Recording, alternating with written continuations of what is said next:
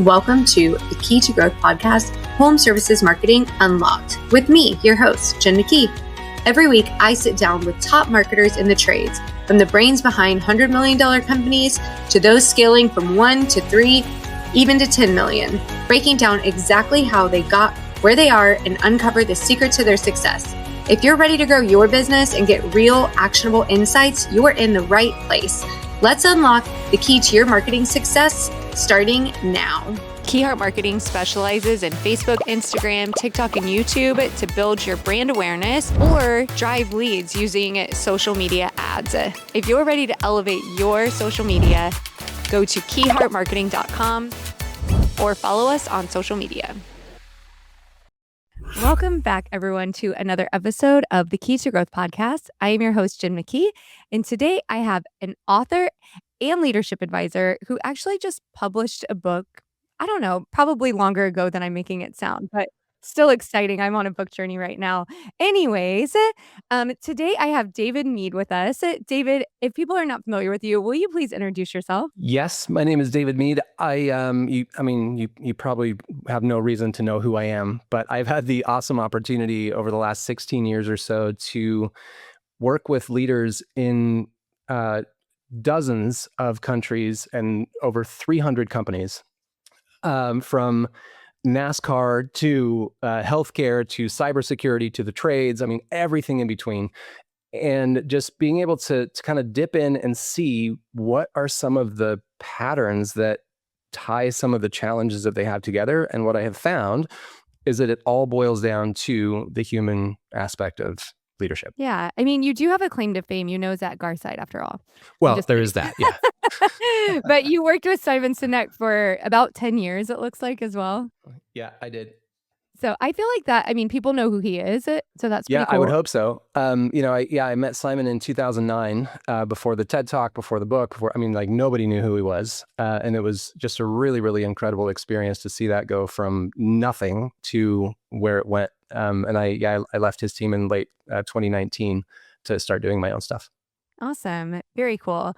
Okay. So obviously Kee To Growth Podcast is all around marketing, but as I was telling David before we started recording, one thing I continue to learn is that marketing, it's just one piece of how you're going to grow your business. So wherever you are in your journey in your business, there's so many other things that impact the leads that are coming in, the leads that are converting, the revenue that we're bringing in, and the recruits that you have, and all of these things. And so I think that this conversation is really going to be relevant for that sort of thing. I don't know. What do you think, David? Yeah, I think so. I mean, the thing that came up into my mind as you were talking about that, where we often think about marketing as very kind of traditional paths or traditional things that we do, but it is really everything that the market experiences about your company, right? Whether it be a good review, a bad review, a tech that knows how to communicate, or one that, grumbles or mumbles. But all of these things are marketing. It all ties back to your organization. And I think what's really interesting, and the thing that I tell people a lot, is people don't believe what you say. So what you post on social media, the commercials that you have, the flyers that you're leaving, people don't believe what you say. They believe what they experience.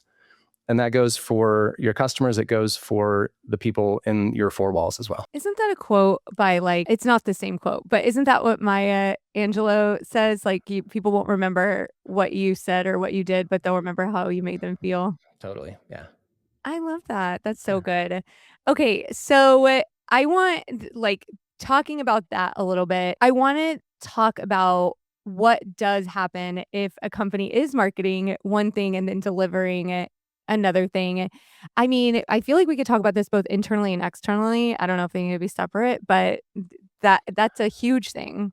Totally. And I think it's, I don't know, you will know better than I do.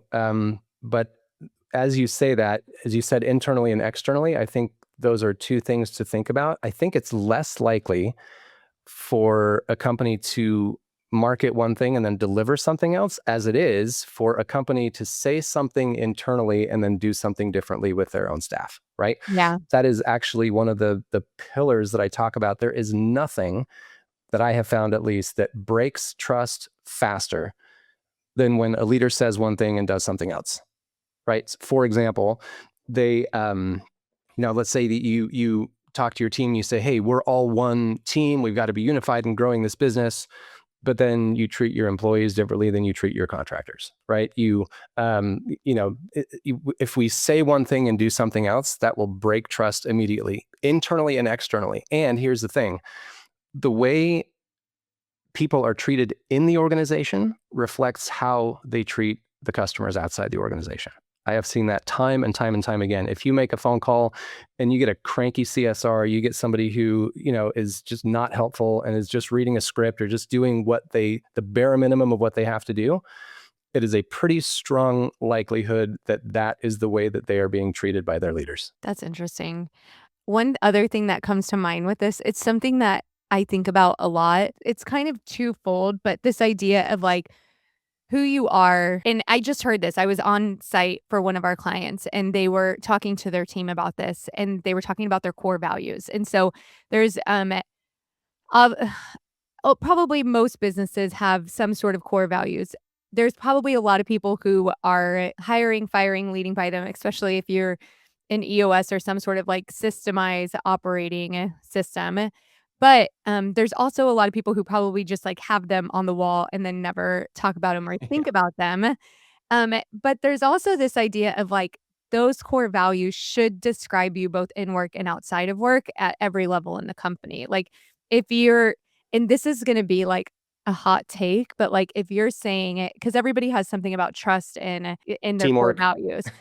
Yeah, but like, so if you're talking about trust in your core values, but then you're somebody who's like making decisions in your personal life that don't align with that, like how are you leading by your core values? And you're not. And so if you want your team to be that, to be trustworthy and to do what's right when nobody's looking, but then you're not even doing it in your personal life, there's huge disalignment there. There's a couple of really important things that you said right there. And one is that idea of who we are outside of work should match who we are at work. This is not the stuff that we're going to talk about today. Anything that has to do with leadership and really honing in on that human element of leadership is not a metaphorical 8 to 5 thing, right? This cannot be something that you just do when you show up to work, or it's not really you. Simon Sinek has a great quote, became one of my favorites. He said, if you're a different person at home than you are at work, then in one of those two places, you're lying. Right. And he's absolutely right. And so I think that is really where it starts is, are we living those core values inside and outside of work? And you said making decisions, right? I think so often it's easy to live those core values or to behave in alignment with them when things are going okay. But it's when your hair's on fire, it's when the crisis comes up, it's when you have this major issue. That's usually when they get pushed to the back burner because we think, well, I don't have time for that right now. I gotta solve this practically and by process, right? And so I think that's the real test and the key of your values is, are you actually making the decisions when things are tough based on your values or just when things are easy? That's really interesting. One thing I want to come back to is you said the human element of leadership, which you actually said before this also. And I feel like that is a little bit fluffy. Can you go into that a little bit more? Yes.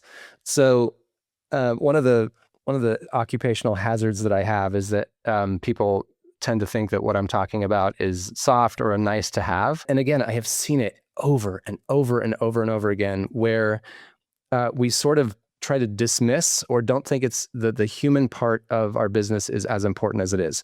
I think especially with the advances of AI and technology, we think, well, man, like this stuff's going to take over anyway. Like the human part is not that important, but it absolutely is. And going back to the three things that really make or break any organization are trust, which we've talked about, human connection, which is something, a biological need that every single one of us has. And I don't care if you don't think you need it, you do.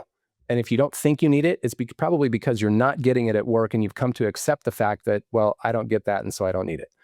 And the third thing is psychological safety. Again, that sounds super fluffy and soft. Psychological safety basically means, can I bring up an issue without getting in trouble for it? Can I? So for example, right, there's let's say that you've got a tech who's leaving a job and something pops in his mind and he thinks, oh, shoot, I might have made a mistake on that job. Instead of hoping nobody finds out, he proactively calls the office and says, hey, I want to go back to this office or to this customer because I think I might have made a mistake on that. If you do not feel psychological safety, you are never going to make that call. So what happens? There's a callback, there's an unhappy customer, there's negative reviews. All of this stuff practically matters to your business. So trust, human connection, and psychological safety are the bedrock of any successful organization. If you don't have those things, you don't get people bringing up ideas that might not work. So there goes your innovation, which is important for any organization. You don't get feedback and communication, which is important, especially when you've got dispatch, tech, CSRs, all trying to communicate, and a leader trying to manage all of these things at once. You don't have higher productivity. Again, people show up to work because they have to. They do the bare minimum to get their paycheck and they leave.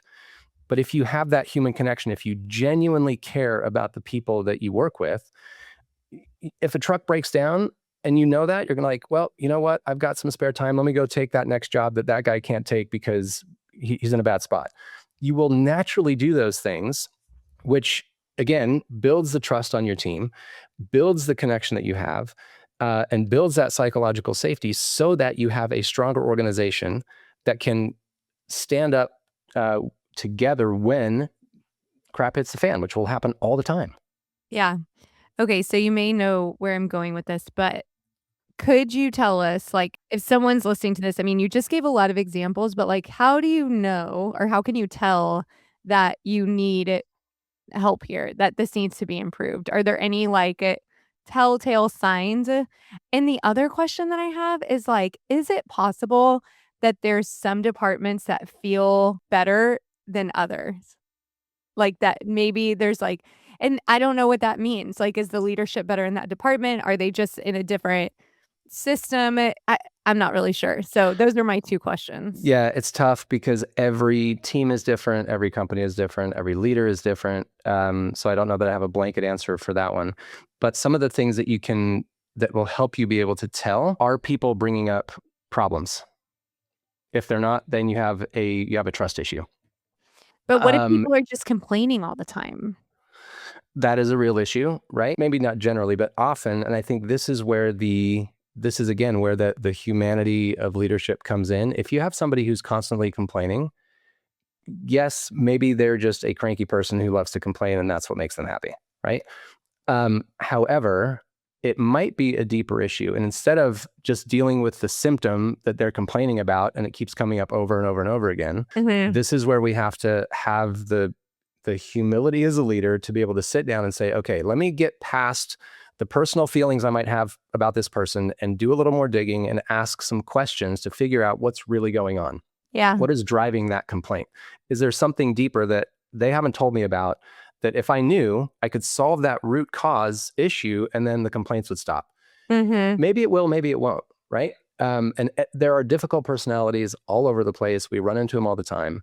But I think if we find ourselves having to deal with the same thing over and over and over again, and it's not working, I think it was Albert Einstein who said the definition of insanity is doing the same thing and expecting a different result, right?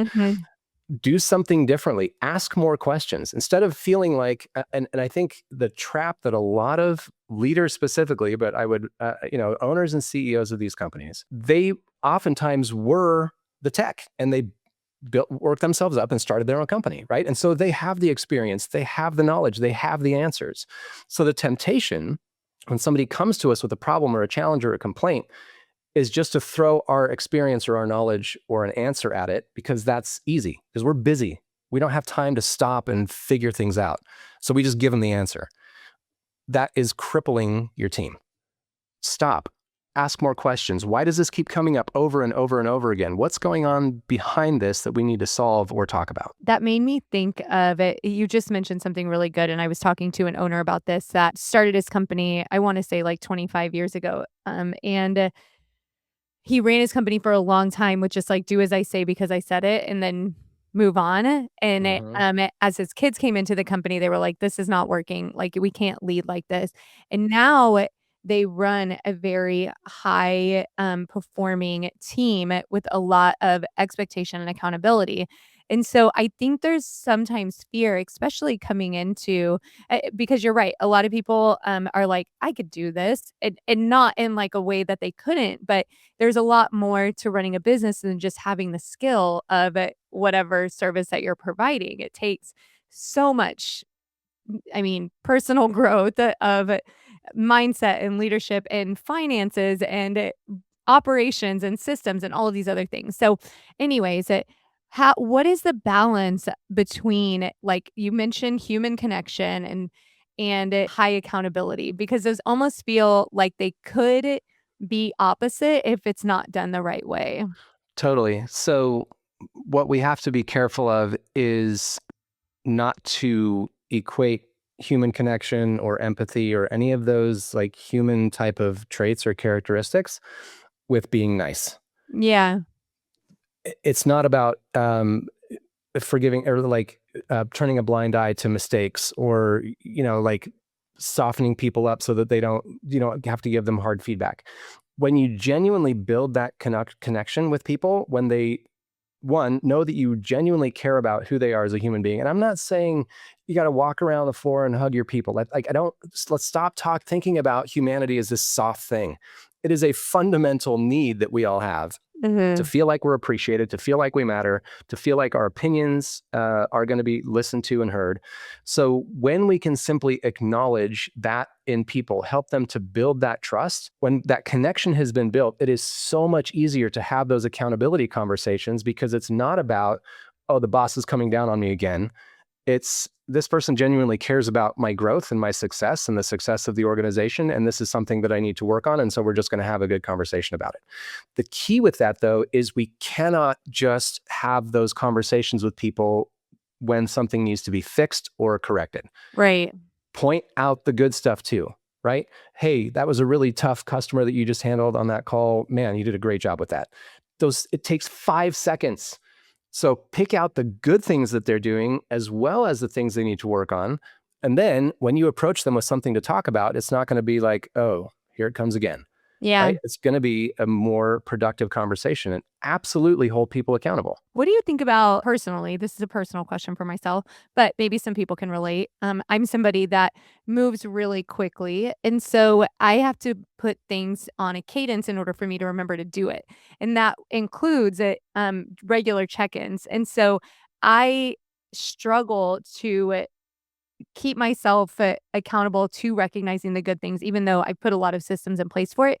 So it still has to be done on a cadence. So for people like Sure. that, like you're saying, as soon as it happens, say something. Sometimes that's like some people struggle to do that. So how do you recommend getting that system in place so that you can be sure that you're praising it for the good things and not just pointing out the things that need correction?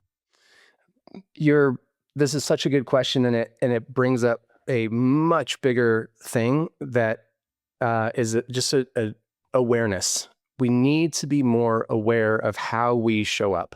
Mm-hmm. And again, like you said, these owners move fast. There's, fires to put out all day long. They're answering the phone at dinner. Like it never stops, right? Mm-hmm. And so how do we remember to do all this stuff?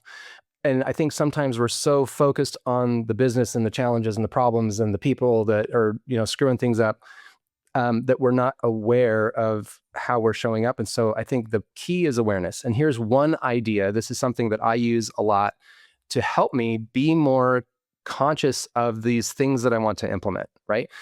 And I call them triggers.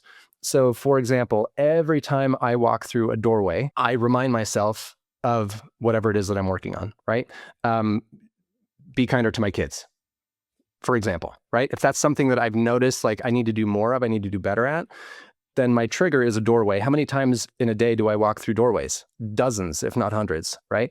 So if I'm reminding myself every time I walk through a doorway, be conscious of how you're interacting with your kids today, then that's my trigger, and it just becomes a habit. So for these guys, it could be every time you get out of the truck, every time you open the front door to your shop, whatever it is, like create that trigger for yourself. and remind yourself. You might not have the opportunity to point out something good in somebody in the next 5 seconds after that.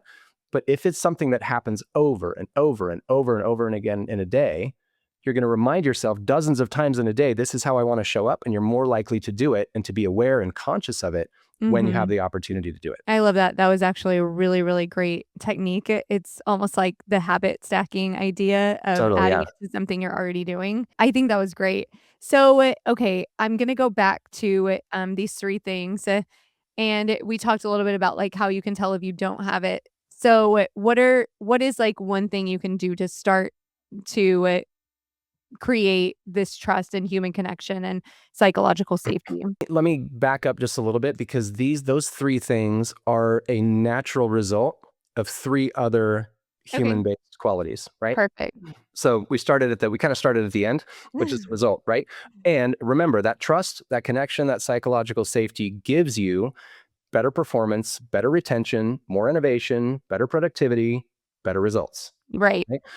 So how do you naturally end up with those 3 things? You have to be conscious and aware of practicing 3 other vital human traits, which are honesty, humility, and humanity. Okay. Now, again, those might sound soft. Let me define what these are. Honesty is way more than telling the truth. It is about aligning your words and values with your behavior. So again, we talked about it earlier. If you're going to say something, do it, right? Follow through. If you say that you care about your people, don't schedule them for 8 calls a day so they have to skip lunch and they can't be home with their families. That is a veer away from the value that you say you hold. Importantly, with that honesty, doing what you say you believe, when we veer off course, because we'll make mistakes, we'll screw things up. It's the acknowledgement of that and being willing to bring ourselves back into alignment, right? Yeah. So as you practice that, trust naturally emerges from that. Humility is the second one. There's 2 parts to this, which is putting others before yourself, which sometimes can be tough, and owning your weakness and your strength without letting your ego get in the way. That's probably very hard. It is very hard. And I think it's harder, interestingly, it's harder for people to acknowledge their strengths than it is to acknowledge their weaknesses. For example, think about it. If somebody came to you and said, "Oh my gosh, Jen, the work that you've done with our company to help us with our social media marketing has made so much difference. Like, you're the best." Is it easier for you to say, "Oh, I mean, it's my job. It's like, I've been doing this for a long time. Like, I'm great, awesome, but it's not me, it's my team." Or is it easier for you to say, "Thank you"? Yeah, I usually say, my team is incredible. Right? We deflect those strengths and the things that we do well, because we don't want to seem arrogant. We don't want to seem like, nobody wants to work for a jerk boss, right? Yeah. So it's tougher to acknowledge our strengths. But when you push that stuff to the side, you say, "Oh, it's not me. It's not, I didn't do, we minimize the stuff that we're good at. We're limiting our team. Because the experience that you have, the knowledge, the connections, the resources, all the things that you have access to, think of the benefit that could be to your people if you use it by saying, "Hey, look at all this stuff I have. It's not just to make me look good. It's to help my people do better and for my company to get better," right? So that's humility. That includes having a learning mindset, asking more questions than giving more answers. It's about, being interested in what other people's opinions and thoughts are. The people that are out, granted, a lot of these guys are out on the road as well. I get it, in their trucks. But the people that are with customers every single day, they know stuff that you don't. So having the humility to say, "Hey, what are you learning out there? What am I not seeing from my seat that you are seeing from yours?" That is going to build a huge level of psychological safety and connection on your team.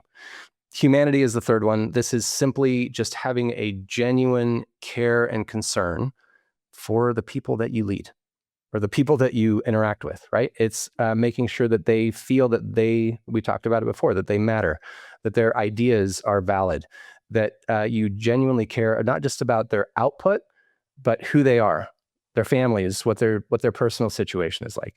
So when you consistently practice, and I'm doing it in a circle because I have my framework is in a Venn diagram, right? So you got a circle here, a circle here, a circle here. They overlap Where they overlap is where you get the trust, human connection, and psychological safety. So to answer your original question of what's one thing we can start doing, pick one of those things. Don't try to eat the elephant all at once. Here's something that I'll give you to try. Next time you have a team meeting, instead of being the first one to talk and give your ideas and opinions and your thoughts about what's going on, let everybody else say what they want to say first, or answer a question that you pose to them.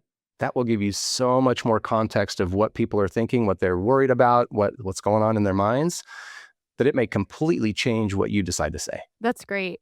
So do you see this as like as a scale? Like you're not just like all the way on one side or all the way on the other. You're likely good at some things, maybe not as good at other things, like need to strengthen some things here.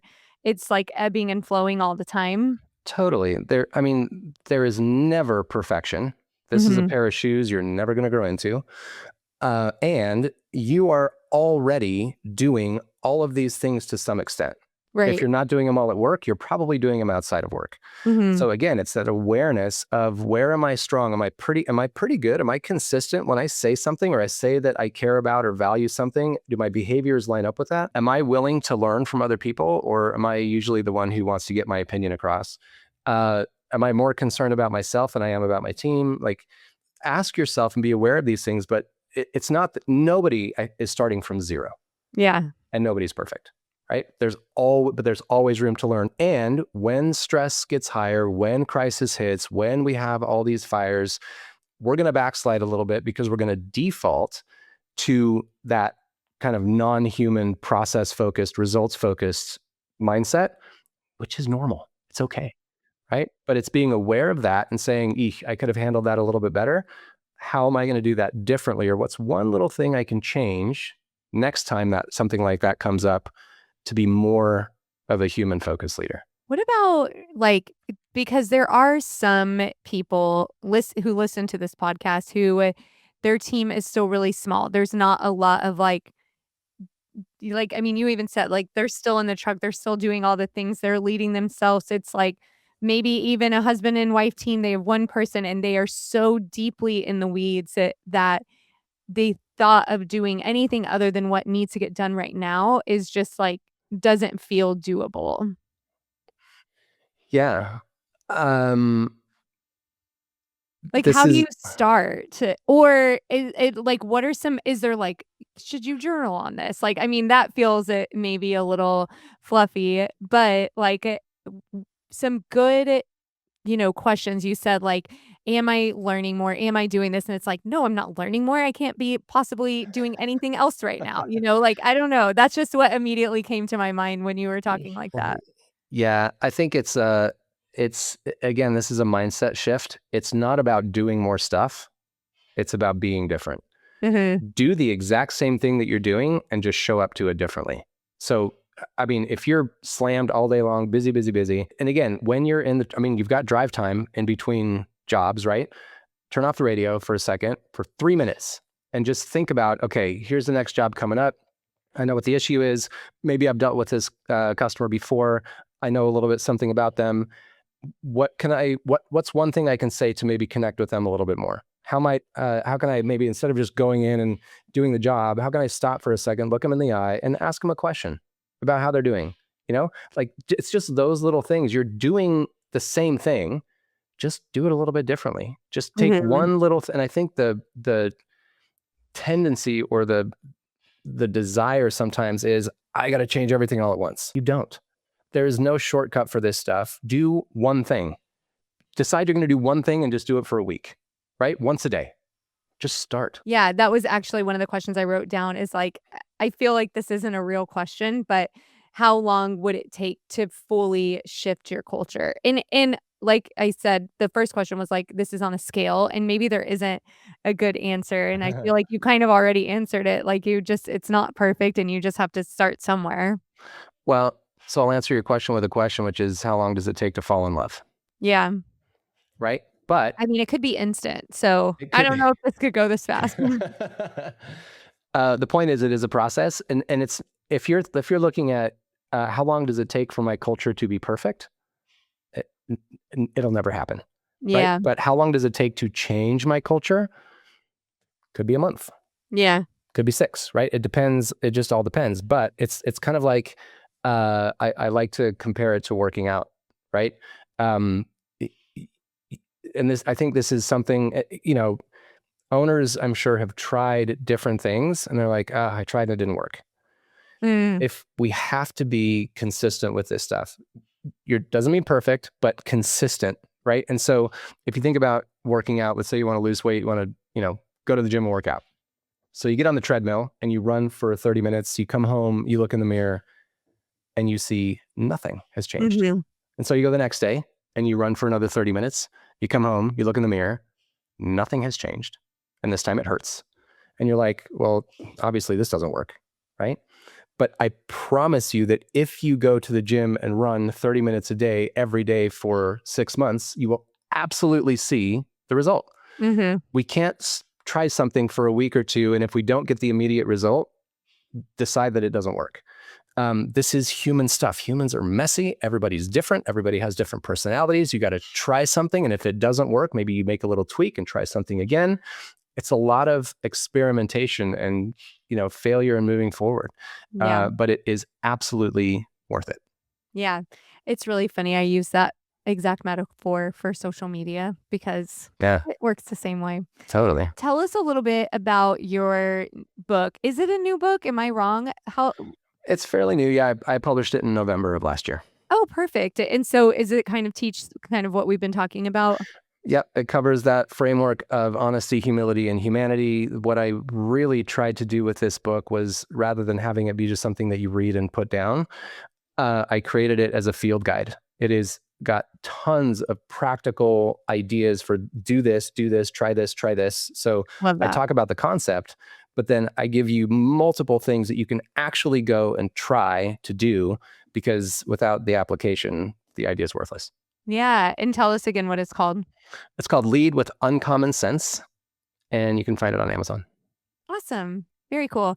Well, before we go here, the last question that I ask everybody on the Kee To Growth podcast. So you were on the Kee To Growth podcast. So what is the key to growth? I would say stop trying so hard to grow your business and start focusing on growing your people, and they will grow the business for you. That's such a good one. I like that. If people want to connect with you, where can they find you? My website is davidjmead.com, MEAD. And then on LinkedIn, I'm at David J. Mead as well. Cool. Thank you so much for being here. I thought this was really great. Good. Thank you, Jen. It was a pleasure.